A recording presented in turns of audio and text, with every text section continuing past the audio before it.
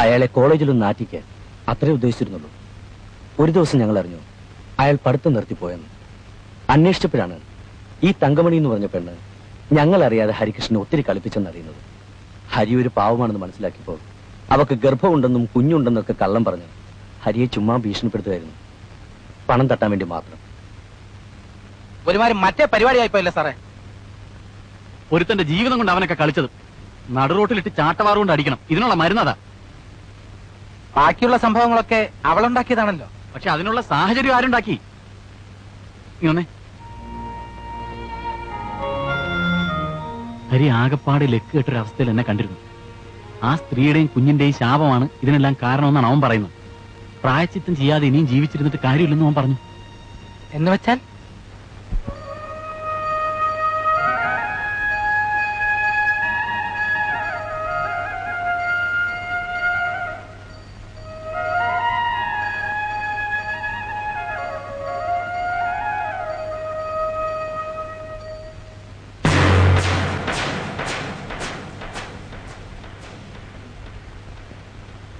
എന്റെ ചേട്ടാ, രജിസ്റ്റർ ഓഫീസിൽ കാത്തിരിക്കാൻ പറഞ്ഞിട്ട് ചേട്ടൻ എന്നെ ചതിച്ചു. പക്ഷെ എനിക്കറിയായിരുന്നു എന്നെ തേടി ചേട്ടൻ എന്തെങ്കിലും വരുമെന്ന്. എന്നാലും ഈ പാവത്തിനോട് ഇത് വേണ്ടായിരുന്നു. ചേട്ടൻ എന്നെ മറന്നെങ്കിലും ഞാൻ ചേട്ടനെ മറന്നില്ല. അന്നത്തെ ആ സ്നേഹം തീരെ കുറഞ്ഞിട്ടുമില്ല. കയറി ഇരിക്കു ചേട്ടാ. വാ ചേട്ടാ, വാ ഇരിക്കു ചേട്ടാ. എന്റെ കുഞ്ഞ്. കുഞ്ഞോ? ആ അതെ, കുഞ്ഞ്. നമ്മുടെ മോനിപ്പോ 1ാം ക്ലാസ്സിൽ പഠിക്കാണ് ചേട്ടാ. അവനെ എനിക്ക് വേണം. അതിനുവേണ്ടി മാത്രം ഞാൻ വന്നത്. അതെന്താ ചേട്ടാ അങ്ങനെ? നമ്മുടെ കുഞ്ഞ് നമുക്കല്ലാതെ പിന്നെ ആർക്കാ? ഇവനേതാടി? ആ രായപ്പൻ ചേട്ടൻ വന്നോ? ചേട്ടൻ ഒന്നിങ്ങ് വന്നേ. എന്താ? ഇങ്ങോട്ട് വരാൻ. നമ്മുടെ മോനെ ഇപ്പൊ സ്കൂളിൽ പോയി വിളിച്ചോണ്ട് വരാൻ കേട്ടോ. ആ വന്നിരിക്കുന്നതേ എന്റെ ഒരു പഴയ ഭർത്താവാ. ഭർത്താവ്? അയാളെ കണ്ടിട്ട് നല്ല തറവാട്ടി പറഞ്ഞവന്റെ ലക്ഷണമുണ്ടല്ലോ. കയ്യിൽ ഒത്തിരി കാശും കാണും. രാജപ്പൻ ചേട്ടൻ എന്റെ കൂടെ നിൽക്കാമെങ്കിൽ നമുക്കൊരു പണി ഒപ്പിക്കാം. എന്ത് പണി? അയാളെ ഒരു പേടിത്തൊണ്ട മണ്ടനാ.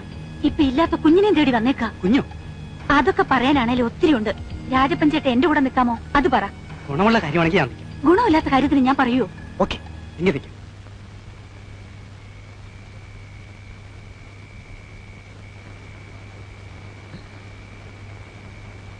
പറയാൻ പേടിച്ചിട്ടാ ഇതുവരെയും പറയാതിരുന്നത്. എന്താ? അത് എന്താന്ന് വെച്ചാ പറയൂ. 3-4 ദിവസമായി വിജിക്ക് തീരെ സുഖമില്ല. ഛർദി, ഭക്ഷണവും കഴിക്കുന്നില്ല. ആകപ്പാടെ. ഭഗവാനെ, ചതിച്ചോ? മുറിയിന്ന് പുറത്തിറങ്ങാതെ എന്റെ മോൾ ഒരേ കരച്ചിൽ തന്നെയാ.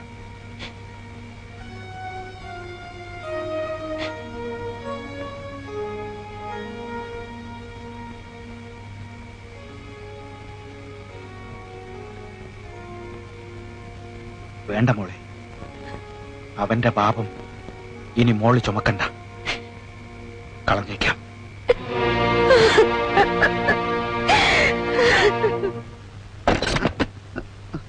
എണീറ്റ് വാടൂ. എന്റെ കുഞ്ഞ്. കുഞ്ഞിനെ കാണിക്കാമെന്ന് പറഞ്ഞില്ലേ? ആദ്യം ഇത് നടക്കട്ടെ.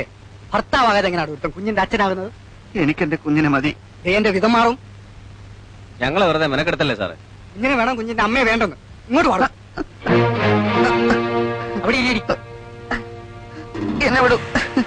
ഞാൻ മറ്റെന്ത് വേണേലും ചെയ്യാം. ഞാനിത് മാത്രം ചെയ്താൽ മതി. 6-7 കൊല്ലമായി പെണ്ണി ഇവിടെ കണ്ണീരും കൈയായിട്ട് കഴിയുക. ആ മാലയുടെ കഴുത്തിലിട്ടാ മതി സാറേ. എനിക്ക് വയ്യ. വയ്യേ? ഇടിച്ച് കിട്ടണം. ഞാൻ ചെയ്യില്ല. ഈ മാലയോട്ട് പിടിച്ചേ. ഈ മാലയോട്ട് പിടിക്കാൻ. മാല വാങ്ങിച്ച അവളെ കഴിച്ചിട്ടുണ്ടോ സാറേ? ഇത് പിടിച്ചേ. അവന്റെ കഴുത്തിലോട്ട് ഇട്ട് കൊടു. നീ അവന്റെ കഴുത്തിലോട്ട് ഇട്ട് കൊടുക്കാൻ. അങ്ങോട്ട് ഇട്ട് കൊടുക്കാനാ പറഞ്ഞത്. അവിടെയാ വീട്.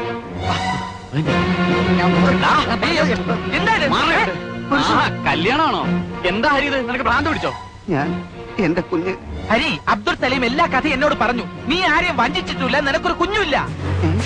ആ, നിനക്ക് ചീത്ത പേരുണ്ടാക്കാൻ ഈ കള്ള റാസ്കലിനെ അവൻ ചട്ടം കെട്ടിയതാ. ഒരു കൗണ്ടർ റാഗിങ്. കളാണ് അവിടെ മാലയും കോപ്പും. ഞാൻ പോലീസാണ്. ഒറ്റ എണ്ണത്തിന് പറഞ്ഞു വിടില്ല. ഇടിച്ചെല്ലാത്തിന്റെ ഷേപ്പ്.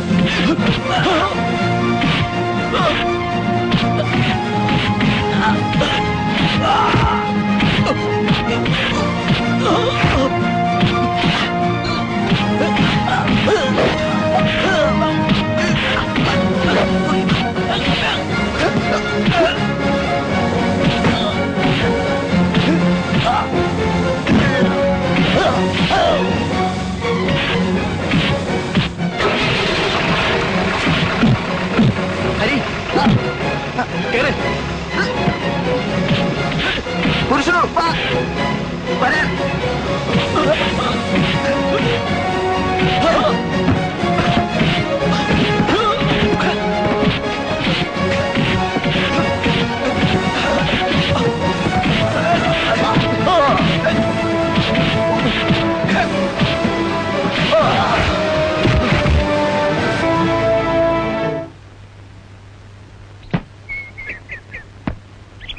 ഫ്ലാസ്കിൽ കുറച്ച് ചായ എടുത്തു വെച്ചോളൂ കുട്ടികളെ.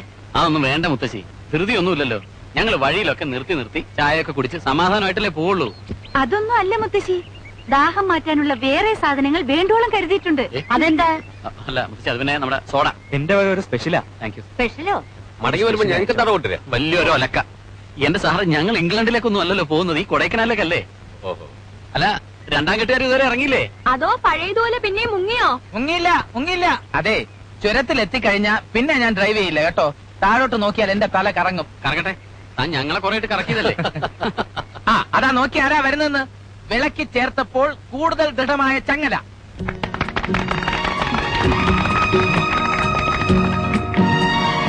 ഈ ജീപ്പിലുള്ള യാത്ര എനിക്ക് അത്ര പിടിക്കുന്നില്ല.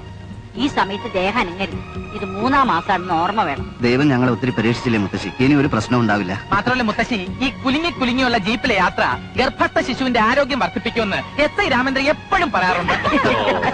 മതി മതി, ഇനി ഇവിടെ നിന്നാ ശരിയാവില്ല, പുറപ്പെടാം. അതെ മുത്തശ്ശി എന്തെങ്കിലുമൊക്കെ ഇങ്ങനെ പറഞ്ഞുകൊണ്ടിരിക്കും. എടാ പോലീസേ. അപ്പൊ എല്ലാരോടും ഞങ്ങൾ പുറപ്പെടുകയാണ്.